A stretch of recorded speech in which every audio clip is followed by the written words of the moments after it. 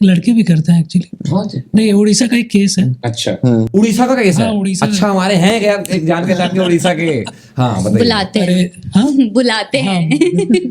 तो उन्होंने 35 शादी एक सेकंड, वही तो नहीं है कहीं 35 शादी? हो सकता है।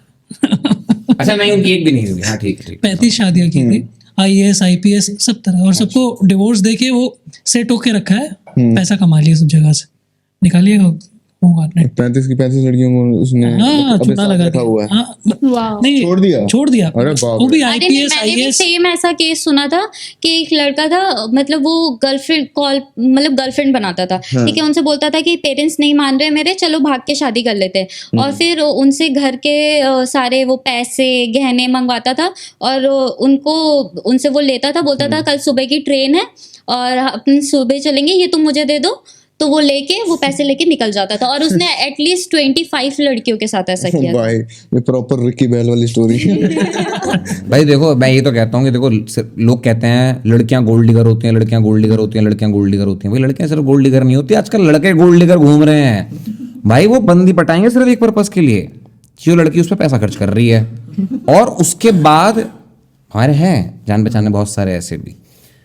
पर बात वही है, अब सिर्फ लड़की, ये ब्लेम सिर्फ लड़कियों पे नहीं जा सकता। लड़के भी बहुत सारे ऐसे मार्केट के अंदर घूम रहे हैं, नल्ले जिन्हें कहते हैं ना, बेकार खत्म, जिसका कोई काम धंधा नहीं, बाप के पैसे गाड़ी ले घूम रहा है, वो वाले लोग जो होते हैं उनका सीन ऐसा है कि बस भाई हमें शोशेबाजी दिखा के बंदी बस। बतानी है और बहन बस फिर उसको चूसना है। और है, मैं मजाक नहीं कर रहा, मैं ऐसे बहुत सारे केसेस हैं जहां पर लड़का ऐसा होगा कि तुम्हें स्टार्टिंग में दिखाएगा फॉर अ ब्रीफ मोमेंट कि भाई मैं बंदा हूं, ठीक है, पैसा है मेरे पे, और फिर तुम्हें फंसा लेगा प्यार में अपने। और उसका जब तुम उसके प्यार में फंस जाओगे ना, एक जगह मैंने कोट पढ़ा था कहीं पे, उस कोट में लिखा हुआ था जब लड़की प्यार में होती है ना तो अंधा पैसा खर्च करती है, कोई लिमिट नहीं होती फिर उसके पैसे की, ठीक है। और वो रियलिटी भी है, अगर मैं देखूं न्यूक्लियर जैसे डीजे को, ठीक है, जिस जो 35-36 तक जो है काम नहीं कर पा रहा था, उस पर पैसा नहीं था, उसकी वाइफ कमा के ला रही थी और खर्च कर रही थी, घर चला रही थी, क्योंकि प्यार करती थी न्यूक्लियर से, ठीक है, उद्यन सागर नाम है। ऐसे हैं लोग, ठीक है, बट वहां पर वो लड़का अच्छा था, वो ऐसा नहीं था कि मैं चूस रहा हूँ इसे, उसको कुछ सपना पूरा करना था अपना, उसने कहा भाई मेरे को करना किसी बार, उसने पूरा किया, अचीव किया, आज वो उसी लड़की के साथ ही है, उस लड़की के साथ बच्चा भी है, वो अपनी लाइफ आराम से गोवा में काट रहे हैं। मगर उसी के पैरेलल बहुत सारे ऐसे, अब तो मैं एग्जांपल देता हूं, मैं एक कॉमेडियन है रसल ब्रांड, ठीक है, और एक सिंगर है केटी पेरी। केटी पेरी और रसल ब्रांड की शादी हुई थी 2011-12 कह रहा हूं मैं, छोटा था उस समय, और वो शादी शायद मुश्किल से मुश्किल 3 महीने में टूट गई थी। 3 महीना ही था सिर्फ वो शादी का, 90 डेज पीरियड, शॉर्टेस्ट शादी जैसे बोला जाता है कि शॉर्टेस्ट शादी थी ये पूरे यूके की हिस्ट्री में, क्योंकि यूके के अंदर हुई थी वो शादी।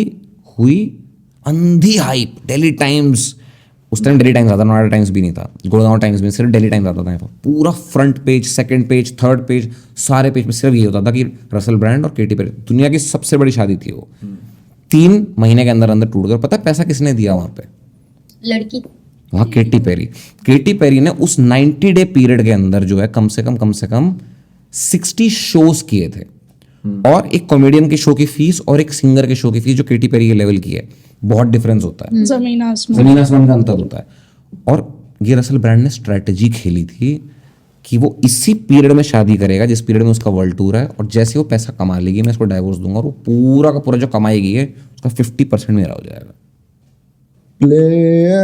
प्लेयर। और आज की डेट में भाई साहब पॉडकास्टर बने घूम रहे हैं, दुनिया को ज्ञान देते हैं। मैंने कहा भाई ठीक है, तुम पे होगा ज्ञान, तुमने अगर इतना बड़ा पुल ऑफ कर लिया ना, ऐसा स्कैम भी किसी के साथ, तुम मेरे दिमाग की नहीं कर सकते भाई।